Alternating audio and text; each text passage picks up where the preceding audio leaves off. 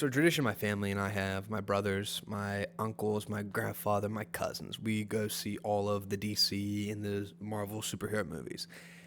And just like I said, the movie that we saw this past week was Superman. And we were really anticipating the film. I was anticipating the film. And there's been a lot of controversy because this is the first movie starting the DC universe with James Gunn at the helm. James Gunn directed it. It was this whole thing. It's been highly anticipated. And there are people online that really like the Snyderverse and always that small minority that are going to complain about everything. So I wanted to keep an open mind. And I did not like the film at all. I was not a big fan at all. The film, I give the film probably a 5 out of 10. It was mid. It was a big heaping pile of mid. A mid burger. And I'll explain why. This is not me trying to intentionally hate on the film because I do think the film had some really good qualities. And I'll start by saying those.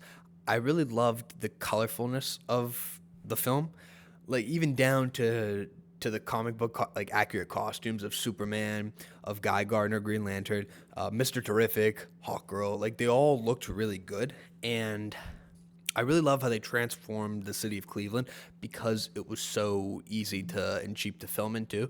They were able to do so much with the budget and expand on the budget. More so than if they had filmed, obviously, in New York City or in a bigger city like that. They were able to capitalize and film in a small market and make it look like Metropolis. So that was really cool. I did like that. What else will I say besides the landscape and the costumes? I did love the detail that they went into to show the intricacies of the Sanctum, like that ice castle that they had for Superman, his like home base. I thought that was really cool. I thought that they really did a good job on that. Just the detail and the accuracy about how everything looked comic booky, like very comic booky. From everything like I just described, from the intricacies of the set to the costumes, all of that stuff. A couple of bright spots as well. I really liked the guy that played Mr. Terrific. He did a great job nailing the character from everything I understand about the character. Same thing with Nathan Fillion playing Guy Gardner, Green Lantern. I really liked his portrayal of the character, that kind of like asshole type Green Lantern core member. And just how they kind of didn't set everything up. They didn't have like a bunch of Easter eggs like they had in Avengers Age of Ultron where they're like setting up this whole extended universe. It didn't feel like that. It wasn't like Easter egg what's a good word? Like Easter egg porn. Like it didn't feel like they were just like throwing everything here like this is our universe. It didn't feel like they were rushing anything, which is good. Now everything else that I will say about the film. It starts off with Superman getting his ass kicked. They don't give you any origin story. They give you almost like a Star Wars intro where you have the summary or the epilogue, I think it's called, where you have all of the stuff that happened before the movie coming down. It was kind of like that. They described how Superman is 30 years old. 3 years ago, he became Superman, revealed his powers to the world. It was like 13 hours ago, he fought his first battle. 3 minutes ago, he lost his first battle, and you see him fall into the snow. And he gets his ass kicked for the majority of the movie. I mean, the majority of the movie, Superman, who is supposed to be the most powerful being in this new universe that they're creating, the DCU, gets his ass kicked the entire time. And you're going to see the movie to see Superman kick ass. My cousin, he goes, well, did you after? Because I told him I don't like the film. He loved the film. And we had a consensus between our group. It was kind of split. You know, some people in the group liked the film, some people did not. And he goes, why didn't you like the film? And I explained, because Superman gets his ass kicked the whole movie. And he goes, well, don't you want to see Superman be human? I said, no. I quite literally want to see him be Superman and kick ass for the majority of the movie. And he was left speechless. But that's probably my biggest criticism, that Superman in his movie gets his ass kicked the entire time. So that's one thing. But to continue on, we are left without an origin story in this movie. And this has been very popular over the past, I would say, 9 to 8 years, starting back all the way with Spider-Man Homecoming, the third iteration of a live-action Spider-Man portrayed by Tom Holland. And it didn't give you any origin story. It picked up a couple years after he was being Spider-Man, or a couple months after he was being Spider-Man, and never showed how he became Spider-Man. The same was happening with Robert Pattinson's The Batman Part 1. What else was there? You had that with Fantastic Four coming up. They're not going to give you an origin story. And same with Superman. And I feel like the problem now, because everybody was so tired of having an origin story, you were getting superhero fatigue, I would say. Now what's happening is if you don't get an origin story for these cornerstones of your franchise going forward 10, 15, 20 years, I don't think it gives you a chance to grow with the character. And that's my biggest criticism, aside from Superman getting his ass kicked, is I'm sorry, but I didn't like the actor's portrayal, and I forget his name. So I'm sorry about that, but I didn't like his portrayal of Superman because I couldn't believe him. And I know maybe that's hard to say. Maybe that was secretly the way he wanted to portray Superman, because they keep saying in this movie that Superman is an alien.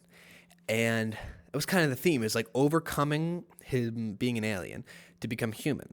And I mean, if that was the goal of him acting and portraying Superman in a way that he didn't seem like he was human, well then I kind of get it, but that doesn't seem what they were portraying at all. That didn't seem like that was what he was portraying at all. It sounded like he was trying to be human and become human, and that seemed like that was the driving point of the film. And I just never had a connection to him as his portrayal of Superman. The same was with Lois Lane. I feel like the actress that portrayed her, it didn't feel like we were able to connect with the characters because they just rushed us into it. We never got an introduction to Lois Lane, and it told us about Superman becoming Superman, but we never really got to see him go through the bumps and overcome the hurdles of being this superhero. And so we see him in the beginning of the film get his ass kicked for the majority of the film. And then we go to Lex Luthor, who was portrayed by Nicholas Hoult, and didn't do a bad job. But it's never explained why he hates Superman. It's just shown that he hates Superman, and he hates him because who knows why. He has kind of like a disgust for metahumans, but not Superman, who happens to be a metahuman, basically. It never shows us why. We never understand why he has this vendetta against Superman and how he wants to kill him, essentially. So there's that, and that was a major problem. I did not feel a connection to any of these characters, besides like the Mr. Terrifics and more or less Guy Gardner, Green Lantern, not as much as Hawkgirl. But nevertheless, I didn't feel a connection, and that felt like a really big problem in this film. If I can't feel a connection to the character, then I'm not going to be invested on if said character is able to go on and achieve the goals of the plot or not. And so that was a really big issue. Another issue I did have is just this lack of a cohesive story. So Superman gets his ass kicked in the beginning of the film, and throughout the plot goes how it goes, and I don't want to spoil too much, but after, obviously Superman wins, and nothing changes. The world finds out that Lex Luthor is a piece of shit, which if you saw Sean Gunn, he plays Maxwell Lord. He has a cameo at the end of the film. It's kind of funny. And he said the only thing that liberals and conservatives can agree on is that Lex Luthor is like a piece of shit or something, whatever. It was like a kind of gag. It was funny. But like after that, you really don't, like nothing changes. Superman doesn't grow from the beginning to the end of the film. There's nothing there. The movie doesn't advance Superman at all. He's the same from the beginning to the end. He doesn't really grow. He has to be helped out by Lois Lane, who is a human being, and his mother and father. And it was kind of not what I was expecting at all. I was expecting Superman to go through the classic superhero movie plot line, right? So fighting a bad guy in the first act, and then in the first act the hero encounters a problem. Second act, the hero has a big dive, right? Encounters something bad, fails perhaps, and realizes his failure, And then for the third act goes for the redemption arc, beats the villain, overcomes the whatever failure, and then grows as a character. We had none of that. What happened was basically Superman goes and tries to, how do I even say it? He gets himself trapped by Lex Luthor. Kryptonite's obviously a factor because why not? They just throw it in. It's a good plot device, I guess. Gets rescued by Lois Lane and Mr. Terrific. Doesn't even figure out a way to get out of a situation in his own movie. Has to get rescued by another superhero in his movie. Whilst on top of that, there is basically, like, if I can describe it to you like this, there's two fictional countries in the DC universe in this film, and it's basically Israel and Palestine. That's just what it was. You had the big bad, one of the big bads in the film was basically Benjamin Netanyahu. And it was kind of funny. It was kind of funny because Hawkgirl has the president and the leader of whatever this country is, which is basically Benjamin Netanyahu, ends up dropping him for like 200 feet in the air and kills him. So that was that. And it's revealed that Benjamin Netanyahu is like the villain that Superman actually lost to in the beginning of the film, which is like DC's version of like a Hulkbuster Iron Man armor, but it's actually this guy, and it's like a brown version of the Hulkbuster armor. But it's like that's the supervillain that he loses to. And we find that out, and it's kind of like this aha moment, this big reveal. And it's revealed that he's been working with Lex Luthor the whole time. And so the world finds that out, and it was this country, which is basically Israel, had all of the weapons, all of the military tanks, all of the soldiers fighting on their side, because it was Luthor Corps, because Lex Luthor was like embedded within this, or in bed with this government so he can have more control.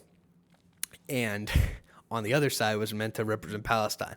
And it was so obviously meant to represent Palestine. I mean, these people were brown. They were Muslim presenting. That's what it looked like. And they had pickaxes and swords and stuff like that. It was obvious they weren't any match. And of course, it was meant to represent Israel, Palestine, and Israel being like so overpowered with all their weapons. It's just not fair.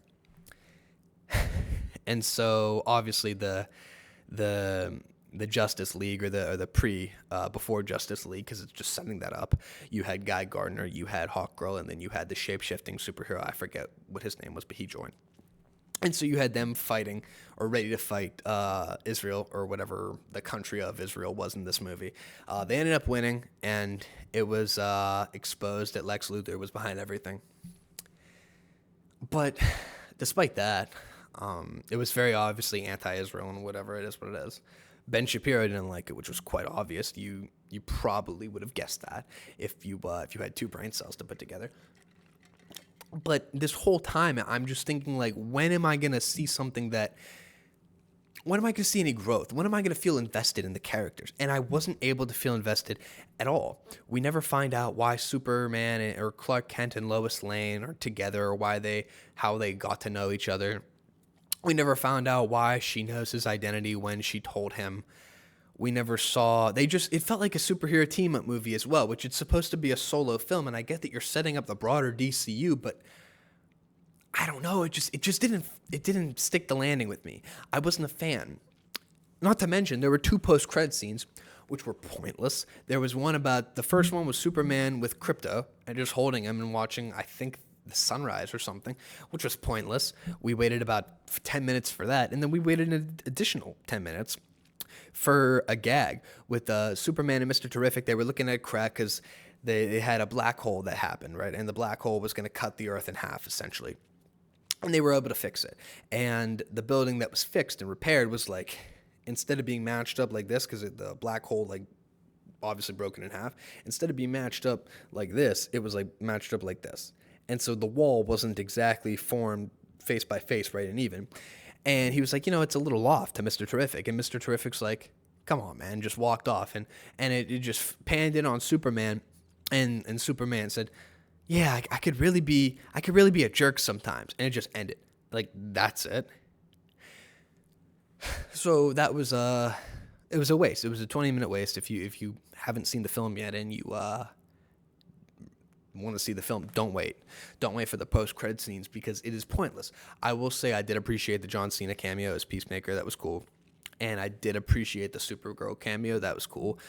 They were able to set up a larger things in the DCU, while also not making it feel like it was like all these Easter eggs and like everything's just the whole entire movie is just setting up everything else.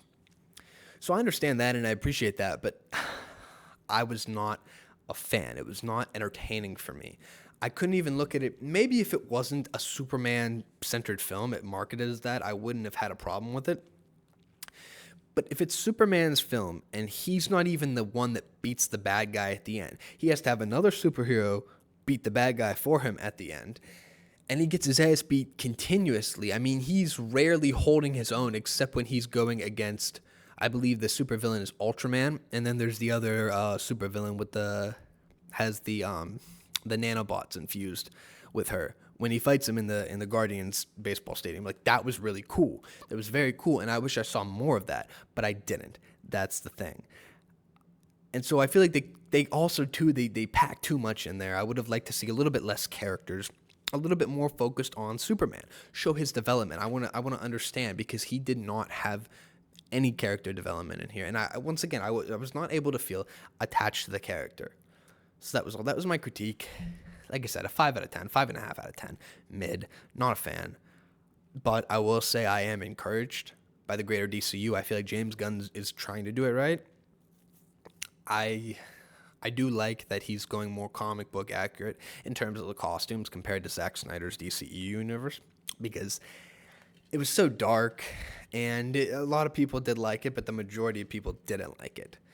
And so I know Batman vs. Superman, it grossed, I think I saw like 4 times more than what this movie has, and that movie made $1 billion, I believe. It is what it is, but this whole thing, I think he's doing the right thing by trying to establish other characters. I just didn't think it was good in this film. And once again, I wish you would have shown Superman actually dominating. I wish you would have given him a character arc instead of just making it like this, just flatline, and not really improving it all. That's all. That's the take. So I'm sorry to go off for about 17 minutes here, but I don't know, it just bothered me. It just bothered me a little bit. Speaking of something else,